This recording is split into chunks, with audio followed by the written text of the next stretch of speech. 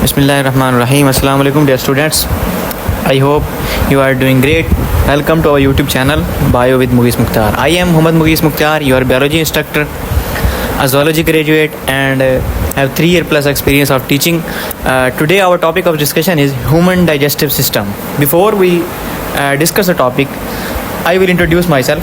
My name is Muhammad Mughis Mukhtar, founder of MindMap Academy.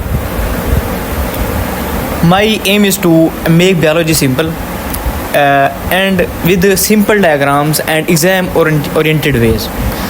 Today हम चलते हैं अपने टॉपिक की तरफ. तो हमारे पास जो है ह्यूमन डाइजेस्टिव सिस्टम टॉपिक है. ह्यूमन डाइजेस्टिव सिस्टम जो होता है consist of a long tube that is called as alimentary canal starting from mouth and ending at the anus.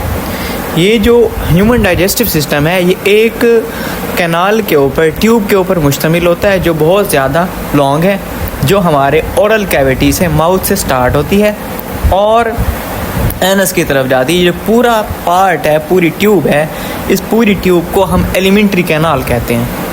और इसके अंदर जो है हम जानते हैं डाइजेस्टिव सिस्टम जो है एक ऑर्गन सिस्टम है. एक ऑर्गन सिस्टम जो होता है it consist of different organs that work together to perform specific functions. बहुत सारे ऑर्गन्स जो होते हैं मिलकर काम करते हैं. ह्यूमन डाइजेस्टिव सिस्टम भी बहुत सारे ऑर्गन्स पर 3-4 डिफरेंट ऑर्गन्स के ऊपर मुश्तमिल है.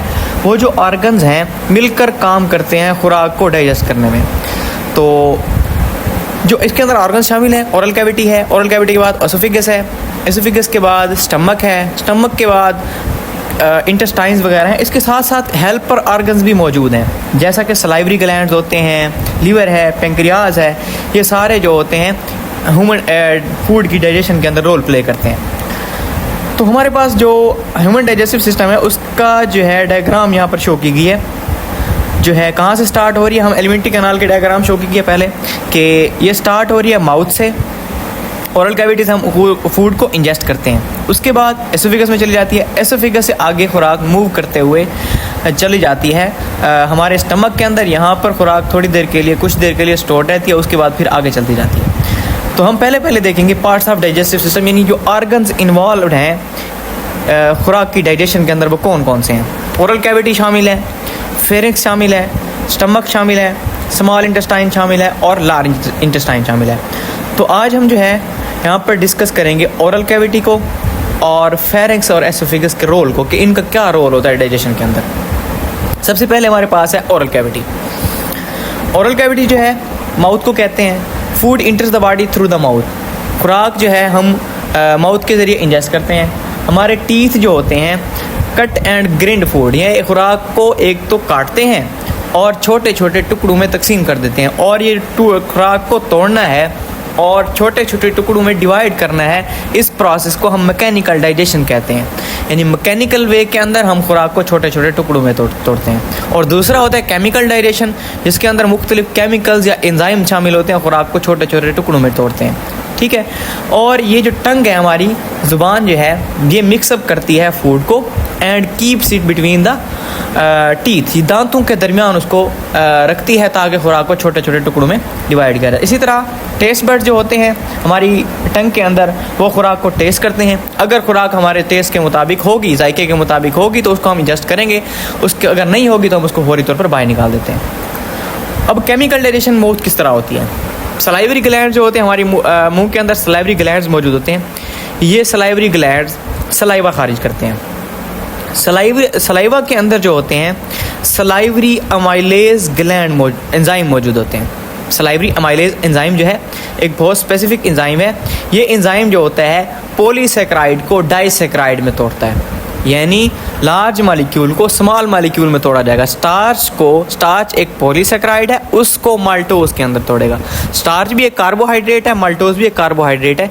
ये उसको छोटे टुकड़ों में डाइजेस्टिबल बनाएगा ताकि हम इसको डाइजेस्ट कर सकें. उसके बाद वाटर एंड म्यूकस जो होते हैं ये खुराक को नरम कर देते हैं ताकि ये आगे आसानी से मूव कर सके. उसके बाद बोलस फॉर्मेशन. हम जो खुराक खाते हैं, खुराक खाने के दौरान हम इसको चबाते हैं, मिक्स करते हैं विद सलाइवा. हमारे मुंह के अंदर से सलाइवा वगैरह भी शाया होती है, उसके साथ शामिल हो जाती हैं. तो खुराक को नरम बना देते हैं और एक स्पेसिफिक स्ट्रक्चर बन जाता है खुराक का गोल सा, उस गोल से स्ट्रक्चर को हम कहते हैं बोलस। ये बोलस जो है बनने के बाद आगे स्वेलिंग के प्रोसेस में जाएगा फेरिंग्स में, फेरिंग्स से एसोफेगस में, एसोफेगस से स्टमक में जाएगा। तो आगे डायग्राम के अंदर शो किया गया है कि हमारे जो टीथ हैं वो क्या कर रहे हैं, खुराक को छोटे छोटे टुकड़ों में डिवाइड कर रहे हैं, सलाइवा उसके साथ शामिल हो रहा है और बोलस भी सामने दिखाया हुआ है। ठीक है, तो अब क्या होगा, जब ये बोलस बन जाएगा आहिस्ता से ये मूव करेगा किसकी तरफ, ये आगे की तरफ मूव करेगा। ठीक है, हमारी जो हेड प्लेट है वो वहाँ पर जब खुराक को बोलस की तरफ लेके जाया जाएगा, हेड प्लेट जो होती है वो क्या कर देगी, फ्रंट जो रूफ होती है उसको क्लोज कर देगी। उसके बाद जो हमारे क्या होते हैं, ग्लाटिस मौजूद है और एपिग्लाटिस मौजूद हैं, ये क्या करते हैं, ये भी खुराक को आगे की तरफ मूव कराते हैं। एपिग्लाटिस जो है खुराक को ट्रैकिया यानी विंड पाइप के अंदर, सांस की नाली के अंदर जाने से रोकता है। ठीक है, यहाँ पर ये डायग्राम के अंदर शो किया गया है। ठीक है, आगे चलते हैं। आगे जो है स्वेलिंग के अंदर